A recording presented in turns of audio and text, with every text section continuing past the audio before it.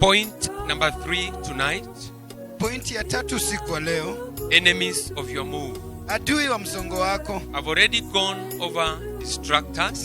Nimepita vizuizi. That was number 1. Hiyo ilikuwa ya kwanza. Number 2, last week I dealt with stupid mentality. Ya pili, wiki iliyopita nilizungumzia akili ya kipumbavu. And tonight I'm dealing with another point. Na leo nazungumzia pointi nyingine. As I walk through things that can make you not to move. Wakati napitia vitu ambavyo vinaweza kukufanya usisonge. This is a subheading under the topic, the God of Rahab is moving. Hiki ni kichwa kidogo chini ya kichwa Mungu wa Rahabu anasonga. I've given you reasons why it is important for you to move. Nimekupa sababu kwa nini ni amana wewe kusonga. So we are looking at things that can make a believer not to move. Kwa hivyo tunaangalia vitu ambavyo vinaweza kufanya muumini asisonge. I'm slow over this. I want you to understand it deeply. Niko taratibu kwa hiyo nataka uelewe kwa undani zaidi. And I said one of the things that can stop you from moving. Na nikasema cha kwanza ambacho kinaweza kukuzuia usisonge. And I don't mean a negative move. Sisemi kusonga kule kubaya. Things that can stop you to move as God wants you to move. Vitu ambavyo vitakuzuia kusonga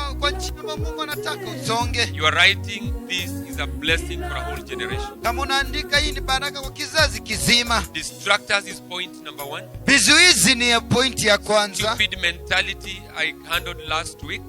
Akili ya kipumbavu pia nilishughulikia wiki iliyopita. And number 3 tonight I'm dealing with discouragement. Na leo ya 3 nashughulikia kushushika. Discouragement has been a very great enemy of move. Kushushika imekuwa adui mkubwa wa kusonga. And sometimes I wonder in the book of Genesis, Wakati mwingine nashangaa kwa kitabu cha Kutoka, if God fell prey to the spirit of discouragement, kama Mungu angekuwa amehisi kushushika, he would have done nothing on the first 6 days. angefanya kitu kwa siku 6 za kwanza. So discouragement can kill every strong man. Kwa hivyo kushushika inaweza ua mtu yeyote aliye na Even if nguvu. an elephant is discouraged, Hata kama ndovu ameshushika. then a snail that is not discouraged is better than an elephant that has been discouraged. Hata hivyo konokono ambaye hajashushika ameshinda ndovu aliyeshushika. So if you are a preacher like me and you are discouraged, Na kama ni mchungaji kama mimi na umeshushika, then it means even an usher in the church is better than you. inamaanisha hata shemasi kanisani amekushinda And I'm wewe. not trying to belittle who ushers are. Sisijaribu kufanya washemazi kuwa wadogo Those are zaidi. very great servants of God. Hao watumishi wakubwa wa Mungu. So if anybody is discouraged, Kama mtu yeyote ameshushika, you have left the direction of God and you have taken another direction. umewacha mwelekeo wa Mungu na umechukua mwelekeo So mwingine. discouragement is a force that can fight every believer. Kwa hivyo kushushika ni nguvu ambayo inapigana na kila muumini. Every time you are discouraged, you lose your sense of reasoning right. Kila wakati unashushika unapoteza akili ya kufikiri vizuri. You can never think right when you are discouraged. Hauwezi fikiri vizuri wakati You umeshushika. can never do right when you are discouraged. Hauwezi fanya vizuri wakati umeshushika. So do anything you can do to avoid discouragement. Fanya chochote wezacho kutokana kuweka mbali na kushushika. They come and take away your sense of reasoning. Wanakuja wanachukua akili yako ya kufikiri. When you are discouraged, Wakati umeshushika, your appetite to move forward in life is killed. hamu yako ya kusonga mbele kimaisha inauliwa. When you are discouraged, Wakati umeshushika, your appetite to begin to wake up in the morning to move is killed. hamu yako ya kuamka asubuhi na mapema kuanza kusonga inauawa. So discouragement is a parasite that eats you from inside. Kwa hivyo kushushika ni kimelea ambacho kinakukulia ndani. Discouragement is a parasite that can eat even the strong. Hicho ni mdudu ambacho kinaweza kula walio wakuu. Take for example a tick.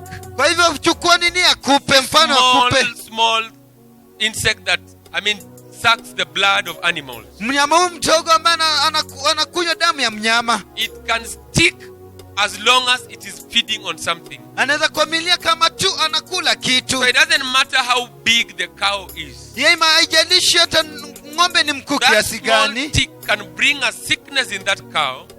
Kupe huyo mdogo anaweza leta ugonjwa kwa ng'ombe And huyo. I've seen it openly, a big cow just falling down and dying. Na nimeona ng'ombe akianguka chini na akifa. And when the doctor came, he said this sickness has been brought about by the tick. Na wakati daktari anakuja anasema ugonjwa umeletwa na kupe. So discouragement can look to be something very small. Kwa hivyo kushushika inaweza onekana ikiwa ndogo zaidi, but you should never allow it to eat you to the bottom. lakini usiruhusu ikikule mpaka ndani. There are certain discouragements in life Kuna kushushika fulani maishani that a preacher cannot preach out of you. ambao mhubiri hawezi hubiri itoke ndani If mwako. you understood this, an amen would have done me good. Kama ungeelewa hii, amina yako ingekuwa nzuri There are zaidi. kinds of discouragements in life Kuna aina fulani ya kushushika that maishani, even a preacher cannot preach them out. hata mhubiri hawezi yatoa ndani. All that you can do is to encourage yourself in the Lord. Ile ambayo unaweza fanya ni kujitia moyo kwa Bwana. Many times you read the book written by this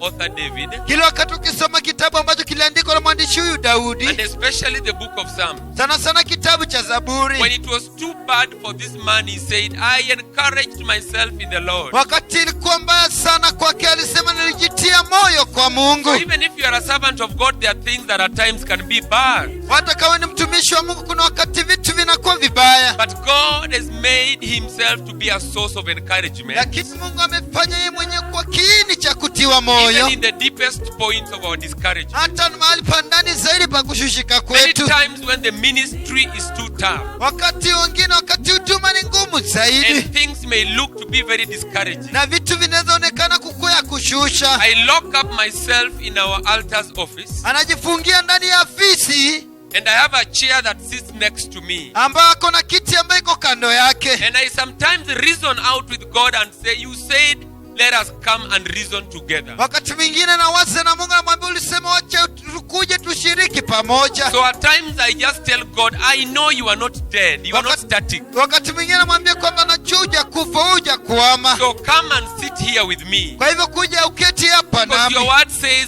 come and let us reason. na kwa maana Biblia inasema wacha kuja So I tusemezane, begin to reason with God out of my discouragement. na tunaanza kusemezana na Mungu kutokana na kushishika kwangu. I talk to God just the way we are talking. Nazungumzia Mungu jinsi ambayo tunazungumza, Because He's a God who is alive and not dead. kwa sababu yeye ni Mungu ambaye anaishi na hajafa. Sometimes I reason with Him and tell Him, why do you allow me to struggle? Wakati mwingine namuuliza, kwa nini unaniruhusu He ning'ang'ane? tells me, I've not allowed you to struggle. Ananiambia sijakuruhusu You are ng'ang'ane, struggling on your own. unang'ang'ana we So mwenyewe. when I hear that voice, I'm struggling on my own. Wakati nasikia sauti hiyo kwamba nang'ang'ana mi I mwenyewe, look at areas where I look to be very discouraged, naangalia mahali ambapo nilikuwa and nimeshushika, I leave them to God to deal with them. naachilia Mungu ashughulike And I nayo, encourage myself in the Lord, na najitia moyo kwa Bwana, not in my friends. si kwa marafiki Those zangu. who encourage themselves in their friends, Wale ambao wanajitia moyo kwa marafiki they are zangu wicked and they are cursed.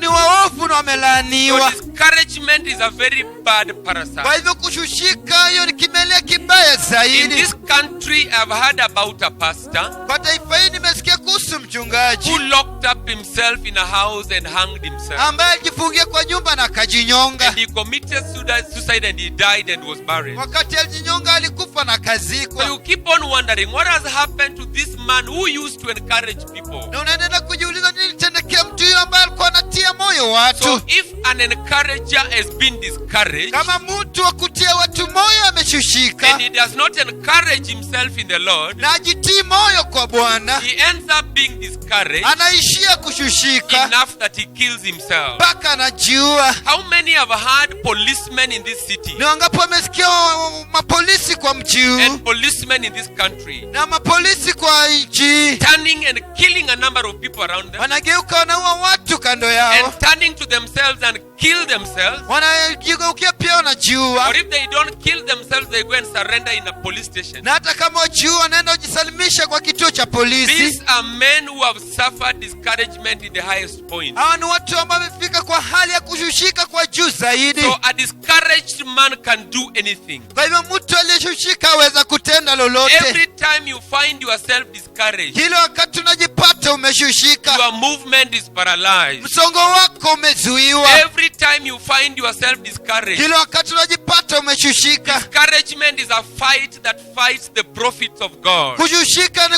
vita ambao unapigana na faida ya Mungu. Every time you are discouraged, Kila wakati umeshushika, you are saying no to the prophets of God. unasema hapana kwa faida ya Mungu. Every time you are discouraged, Kila wakati umeshushika, you can never encourage anybody who has been discouraged. hauwezi tia mtu moyo ambaye alishushika. Don't wait sometimes even for a preacher to encourage you. Usingoje tu wakati mwingine mhubiri akutie moyo. Sometimes a preacher can be preaching and himself is also discouraged. Wakati mwingine mhubiri anaweza hubiri na pia yeye ameshushika. And through the preachings, he's also trying to encourage himself in the Lord. Hata kwa kuhubiri anajaribu kujitia moyo kwa Mungu. So the greatest source of encouragement Kwa hivyo kiini kikuu cha kutiwa moyo only the Lord. ni Bwana tu. So turn all your discouragements to the Lord. Kwa hivyo geuza kila kushushika kwako kwa And Bwana, begin to encourage yourself in the Lord like David. na uanze kujitia moyo kwa Bwana kama Daudi. Discouragement can kill a ministry. Kushushika inasaua huduma. Discouragement can kill a family. Kushushika inasaua jamii. There are men in the graveyard that nothing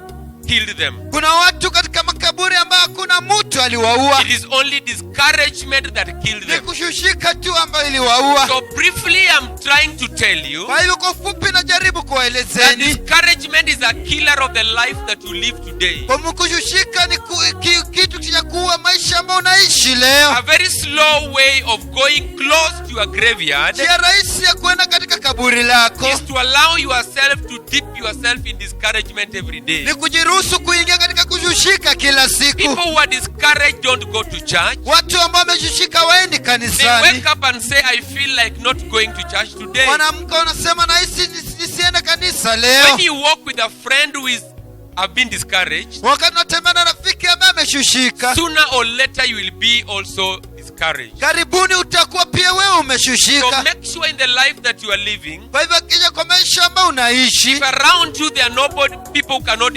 encourage you, kama kando yako hakuna mtu anaweza kukutia moyo, find encouragement in the Lord. tafuta kutiwa moyo kwa Bwana. Find power in the Lord. Tafuta nguvu kwa Bwana. Somebody praise the Lord. Bwana asifiwe mtu. Reason number 2 or point number 2, Pointi ya pili number 4, ya nne that turns to be an enemy of the move in your life, ambayo inageuka kuwa adui kwa maisha yako ya something msongo, that makes you not to move in your life. kitu ambayo inakufanya usisongo maishani. Point number 4 is something I've entitled foundational force. Ingine aina na imeipa jina msingi, nguvu ya misingi. Point number 4, Na nimesema pointi ya nne, enemies of your move. adui ya msongo wako, Things that will make you to refuse to give to God. vitu ambayo itakufanya ukate kumpa Mungu. Even when God is saying, my son, my daughter, give to me tonight. Wakati hata Mungu asema binti yangu, mwanangu wa kiume nitolee usiku wa There are leo, foundational forces that can fight you not to move. kuna nguvu za msingi ambayo itakufanya usisonge. These are small demons that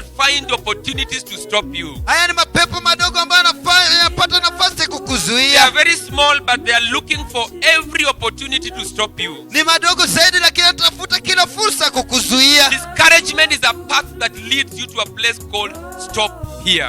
Kushushika ni njia ambayo inakufikisha mahali imeandikwa kwama hapa. When you are suffering from these foundational forces, Wakati uko na shida hii ya nguvu za what msingi, stopped your mother will stop you. kile ambacho kilizuia mama yako What kitakuzuia. stopped your father will stop you. Kile ambacho kilizuia baba yako And a kitakuzuia. family that is suffering from this foundational force, Na ile familia ambayo inaathiriwa na nguvu hizo za msingi, a sign is that all of them are not married, wote unapata kwamba because wajaolewa, their mother was not married, kwa sababu mama yao hakuolewa, and the mother to their mother was not married, na mama yao hakuolewa, and the mother to the mother of their mother to the mother was not married. na mama yao hakuolewa. And you can repeat that 4 generations all gone. Unaweza endelea hilo kwa kizazi chote hicho. When you are suffering from this foundational force, Wakati uko na shida ya nguvu hizi za what misingi, follows, your forerunners will follow you. hiyo inafuata, ni wale wanaokufuata pia watakufuata. When forces are fighting you, Wakati nguvu hizi zinakupiga, they will wait for you until you reach the border of success. watakufuata, wacha ufike mpaka kando kando ya kufanisi. You plan for a business, they are not fighting you. Unapanga biashara, wakupigi You vita. begin to find money, they are not fighting you. Unaanza kutafuta pesa, wakupigi You are vita. applying for a loan, they are not fighting you. Unatafuta loni, wakupigi And vita. after receiving the the loan, na baada ya kupata loni you hiyo are in the border of doing what you wanted to do. uko kando kando kufanya kile ambacho unataka You hear kufanya, somebody is dead at home. unasikia mtu amekufa kule And the nyumbani, total amount they need na pesa ile ambayo is unahitaji the exact amount you have in your hand. niyo pesa ambayo uko nayo mkononi. Foundational forces. Nguvu za misingi They will tell you to go back where you started. watakwambia urudi mahali ulianzia. You can travel a long journey. Unaanza safari refu, Foundational forces will be spectators. nguvu za misingi itakuwa tena They tazama, will watch you move and move and move. watakutazama ukisonga na kusonga, When you are just about to receive it, lakini wakati uko tu tayari kupokea, foundational force will come and attack you. nguvu za misingi zitainuka They will zikuvamie. tell you, where are you going where your father never went? Watakwambia unaenda pi mahali babako Why do you hakuenda. want to build a house and your father never built a Kwani house? wataka kujenga nyumba, babako hakujenga nyumba? What are you doing with this money yet your mother was not married? Unataka kufanya nini na mtu huyu na mamako hakuolewa? Those are foundational forces. Hiyo ni nguvu za It misingi, is one of the enemies of your move. adui mmoja wa maisha yako. Point number 5 that can make you not to move. Pointi ya 5 ambayo itakufanya It usisonge is what I've entitled, if you are writing, ni ile ambayo nimeipa kichwa kaa unaandika, self-hindrance. ni kujizuia You mwenyewe. can say it after me tonight loudly. Na useme nyuma yangu siku ya leo kwa nguvu, Self-hindrance. kujizuia mwenyewe. It starts by the word self, Inaanza mwenyewe, meaning there is no other party to this. inamaanisha kuna mtu mwingine kwa hii. The only party that has monopolized this kind of a hindrance, Mtu wa pekee ambaye amekuwa akijizuia it is yourself, and you can call your name there. ni wewe mwenyewe, na unaweza weka jina lako mahali Your pale. name is Peter, you can say Peter. Kama jina lako ni Petero, unasema Your Petero. name is Susan, you can say Susan. Kama jina lako Susana, unaweza sema Susana. I hear somebody saying Jane. Nasikia mtu anasema Jeni. So if your name is Jane, you can put your name there. Kama jina lako ni Jeni, unaweza weka mahali It talks pale. about self-hindrance. Inaitwa kujizuia So mwenyewe. this is a kind of Peter hindrance. Hii ni aina ya Petero It's a kujizuia. kind of Jane hindrance. Hii ni aina ya Jeni Put your kujizuia. name there and begin to blame yourself. Weka jina pale na uanze kujilaumu, Because you are yourself, you are the kind of what I'm talking kwa about. sababu ni wewe tu ndo ule mtu ambaye nazungumzia. Now, fighting people that have been sent to you Kupigana na watu ambao wametumwa kwako makes you to be under this kind of problem. inakufanya ukwe kwa aina hii ya shida. You hinder yourself from moving Unajizuia kusonga because you are fighting men who came to help your kwa life. sababu unapigana na watu ambao walikuja kusaidia maisha In yako. this life that we live, there are men that God have positioned to come and help you. Kwa hii maisha ambayo tunaishi, kuna watu Mungu aliwaweka waje wakusaidie. So when you are fighting these men, Wakati tunapiga vita watu hawa, men who are preaching this gospel to you, watu wanaohubiri injili hii kwako, if you are fighting your father who brought you forth, wakati unapigana babako aliyekulea, then you are turning to be of self-hindrance to this movement. unageuka kukuwa mtu wa kujizuia mwenyewe. When you gossip your helper, Wakati unapiga udaku kuhusu yule this anayekusaidia, person God has brought about to help you, huyu mtu Mungu amemleta and akusaidie, you are giving a smile from the front, na unampa tabasamu mbele and you are biting from the back, na unamuuma nyuma, you are hindering yourself. unajizuia mwenyewe. So when you gossip your helper, Wakati unamchimba kichini chini you anayekusaidia, will die a leper. utakufa ukiwa mwenye ukoma. When you gossip your helper, Wakati unamchimba kichini chini you anayekusaidia, will die helpless. utakufa ukiwa hauna msaada. When you gossip your helper, Wakati unachimba kichini chini anayekusaidia, even the day you die, hata wakati unakufa, the dead will call you dead. hata wale wafu watakuita mfu, The poor will call you poor. maskini atakuita maskini. So the worst you can do in this life Kibaya unaweza fanya maishani is humu to bring about this kind of self-hindrance. ni kuleta hii kujizuia mwenyewe. To fight your prophet is fighting your profit. Kupigana na nabii wako ni kupigana na faida yako. God has given you a prophet in the land. Mungu amekupa nabii kwa nchi, A man who can speak and things are happening. mtu anaweza kuzungumza na vitu Such vitendeke. a man is the man that I met in my life. Huyo ni mtu ambaye nilikutana naye I maishani. was not this preacher you hear today, Hakuwa mhubiri huyu unayemsikia but I leo, met a man who was a prophet to my life. lakini nakutana na mtu ambaye alikuwa nabii kwa maisha And he yake. opened up his mouth and he spoke a word to me. Akafungua kinywa chake akazungumza kuzungumza neno juu yake. Such are the words that I remember tonight. Haya ni maneno ambayo nakumbuka leo He usiku. said God will use you. Alisema Mungu atakutumia. During those days I never used to understand. Siku hiyo hakuelewa. This man was a preacher. Mtu alikuwa mhubiri. And he would preach from morning to evening. Na angehubiri kuanzia asubuhi mpaka And he usiku. was talking like a parrot. Na alikuwa anazungumza kama kisukasuku. And I used to wonder where he gets the word to preach. Na alikuwa anashangaa, alikuwa anapata maneno haya pia I am kuhubiri. sorry I have that sickness tonight. Samani niko na ugonjwa huu usiku wa When leo. I get the microphone, Wakati napata kipaza sauti, I don't know what takes it out of me. sijui nini ambayo kinaitoa I kwangu. caught up that sickness of my prophet Alipata ugonjwa huu wa nabii wake, because I never fought my prophet. kwa sababu hakupigana na nabii So wake. today I have my prophet. Kwa hivyo leo ako na faida yake. Every time you fight your prophet, Kila wakati unapigana na nabii you wako, are fighting your own prophet. unapigana faida yako mwenyewe. Some of us, our prophets have done a lot to us. Wakati wengine manabii wetu wametufanyia mengi zaidi. I want you to recall what your spiritual father have always done to you. Nataka ukumbuke kile ambacho baba wako wa kiroho amekuwa akikutendea. This man does not sleep at night. Huyu mtu halali hata usiku. This man reads the Bible for your understanding. Huyu mtu anasoma Biblia kwa kuelewa kwako. He reads the Bible Anasoma so Biblia that he may bring the understanding to you. ili alete kuelewa kwako. This man does not pray all prayers for himself. Huyu mtu ajiombee yeye peke yake. This man does not even pray for his children. Au mtu ataombee watoto He is a wake. man who has dedicated his own life to your life. Huyu ni mtu ambaye ametoa maisha yake yote kwako. When you are sick, he feels it. Wakati wewe ni mgonjwa anahisi kuwa mgonjwa. When you are poor, he feels it. Wakati wewe ni maskini anahisi. When you have no food, he feels it. Wakati wewe una chakula anahisi. It's all around 360 degrees. Ni imekuwa na mzunguko mzima. So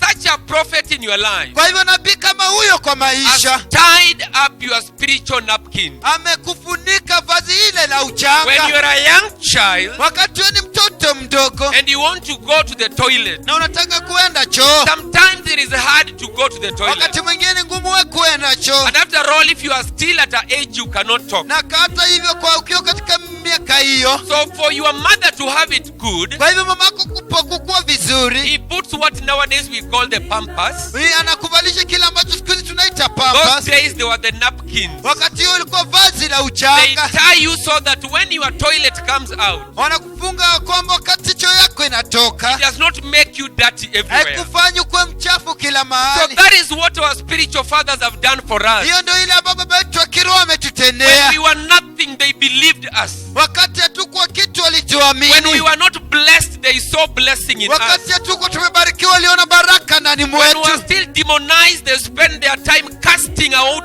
their demons. Wakati tulikuwa tumejazwa mapepo walichukua muda wao kufukuza mapepo hayo. Forces of the villages were following us. Wakati laana za vijiji alikuwa anatufuata. Foundational forces were fighting us. Wakati nguvu za misingi alikuwa anatupiga There are vita. curses that were fighting us. Kulikuwa na laana ambayo ilikuwa inatupiga vita. When you fight your father in the Lord, Wakati unapigana na baba wako kwa you Bwana, can never go far in life. hauwezi enda mbali When maishani. you fight your father in the Lord, Wakati unapigana na baba yako kwa you Mungu, can never see far. hauwezi ona When mbali. you fight your father in the Lord, Wakati unapigana na baba yako kwa you will imani, be buried before your time. utazikwa kabla ya wakati wako. This is called self-hindrance.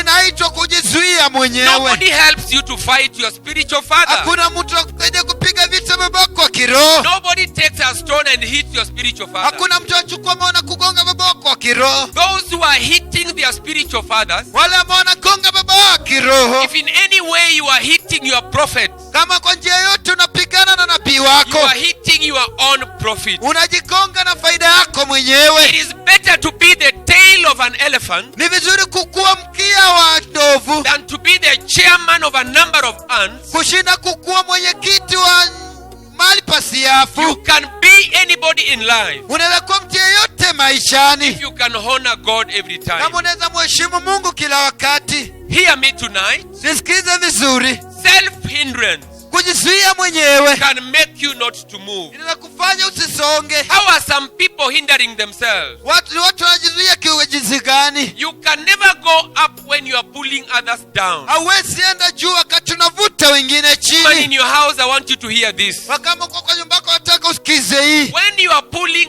others Wakati unavuta wengine and chini you are pulling them down, na unavuta chini, you can never go up. hauwezi enda juu. When you are pulling others down, Wakati unavuta wengine it is chini, a kind of witchcraft. ni aina fulani ya It uchawi, is a kind of wizardry. ni aina fulani ya uganga. So witches are not just those who are outside Kwa there, hivyo uchawi si wale watu walio nje and they have charms in their hands. na wako na mambo ya uchawi mikononi. A witch is anybody who is fighting a prophet. Mchawi ni ule mtu anayepigana na nabii. A witch is like anybody who is fighting the father. Mchawi ni ule mtu anayepigana na baba. So when you are pulling other members of a church down, Wakati unavuta washirika wengine wa kanisa you chini, don't want to see some people dress best. hautaki kuona wengine wakivaa You vizuri, don't want to see somebody put on a tie. hautaki kuona mtu amevaa tai. You begin to pull them down. Unaanza kuwavuta chini. Your eyes are seeing more mistakes than right. Macho yako yanaona makosa mengi kushinda mazuri. If I'm wrong today, Kama nimefanya makosa leo, you did not talk to me when I was right yesterday. hakunizungumzia wakati nilikuwa mahali pazuri jana. Why are your eyes so prone to the wrongs I do? Kwa nini macho yako yanatazama tu mabaya ambayo unafanya? Stop pulling others down. Usivute wengine chini. Stop pulling women around you down. Wacha kuvuta wanawake kando yako You chini. are not married and you are laughing at other people in marriages. Unahujauleka lakini unacheka watu wengine walio kwa A ndoa. woman called me sometime Mwanamke alinipigia simu wakati mwingine, and she told me she lost her marriage in a foolish way. akasema alipoteza ndoa yake kwa njia ya upumbavu. One day in a place where she lived, Siku moja mahali ambapo alikuwa anaishi, a single woman came to her mwanamke aliyekuwa hana mume alikuja and kwake, told her, I want to tell you something. akamwambia nataka nikueleze Me, kitu. the me that you see, Mimi ambao I unaniona, cannot live with such a man siwezi ishi na mtu kama who huyu comes home every day without anything in the ambaye hand. anakuja kila siku nyumbani bila kitu He mkononi, comes walking, throwing his hands without anything. anakuja akirusharusha mikono yake bila I kitu. cannot live with such a man. Siwezi ishi na mtu kama Now, huyo. the woman who is telling you this Yule mwanamke ambaye anakueleza is haya one that has no man. ni yule ambaye hana mume. Now, foolishly, Kwa hiyo you kiupumbavu, leave your house because you have heard unatoka kwa nyumba yako kwa sababu umesikia your friend who is a single woman ya kwamba rafiki yako ambaye ni mwanamke ambaye ana mume cannot live with such a man. hawezi ishi na mwanaume kama So huyo. you leave your marriage. Kwa hivyo unatoka kwa ndoa yako. When you ignore your helper in life, Wakati unapuuza msaidizi yoyote maishani you are mwako, ignoring your blessings in life. unapuuza baraka zako And you are maishani hindering yourself. na unajizuia Because mwenyewe. God has sent a helper to you. Mungu ametuma msaidizi But kwako, all that you are doing, lakini ile ambayo you unafanya have ignored your helper. umepuuza msaidizi You have wako, ignored the voice of God. umepuuza sauti ya There are Mungu. people around you tonight Kuna watu kando yako who are leo preaching the way I'm doing.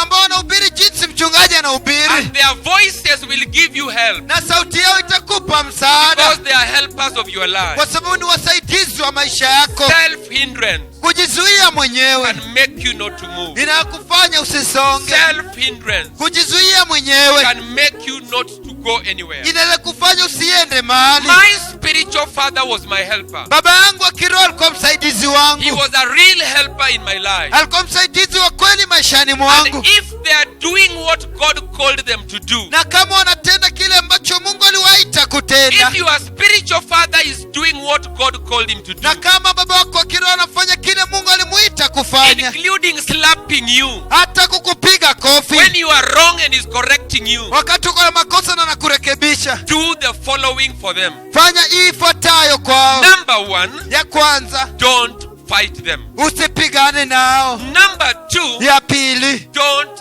judge them. usiwahukumu. Number three, Ya tatu, love them and pray for them. wapende na uwaombee. And number four, Na ya nne, give to them. wape. Let's pray tonight Wacha tuombe usiku wa leo, as God will deliver you. wakati Bwana atakukomboa. Remember, we are meeting again next week, Kumbuka tutakutana tena wiki ijayo same time. wakati kama huu. Father, bless your children. Baba, bariki watoto wako In Jesus' name, kwa jina la Yesu, amen. amina.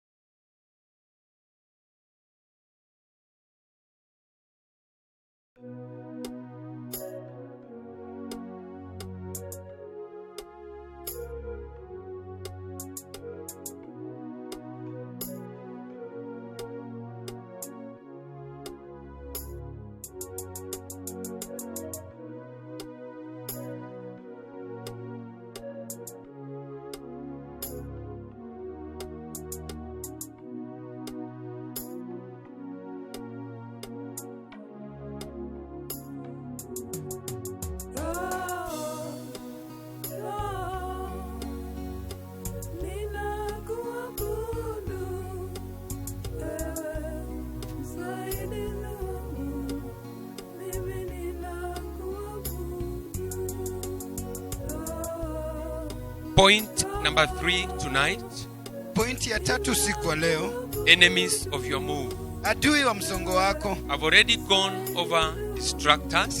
Nimepita vizuizi. That was number 1. Hiyo ilikuwa ya kwanza. Number 2, last week I dealt with stupid mentality. Ya pili, wiki iliyopita nilizungumzia akili ya kipumbavu. And tonight I'm dealing with another point. Na leo nazungumzia pointi nyingine. As I walk through things that can make you not to move. Wakati napitia vitu ambavyo vinaweza kukufanya usisonge. This is a subheading under the topic, the God of Rahab is moving. Hiki ni kichwa kidogo chini ya kichwa Mungu wa Rahabu anasonga. I've given you reasons why it is important for you to move. Nimekupa sababu kwa nini ni ya maana wewe kusonga. So we are looking at things that can make a believer not to move. Kwa hivyo tunaangalia vitu ambavyo vinaweza kufanya muumini asisonge. I'm slow over this. I want you to understand it deeply. Niko taratibu, kwa hiyo nataka uelewe kwa undani And I zaidi. said one of the things that can stop you from moving. Na nikasema cha kwanza ambacho kinaweza kukuzuia And usisonge. I don't mean a negative move. Sisemi kusonga kule kubaya. Things that can stop you to move as God wants you to move. Vitu ambavyo vitakuzuia kusonga kwa njia ambayo Mungu anataka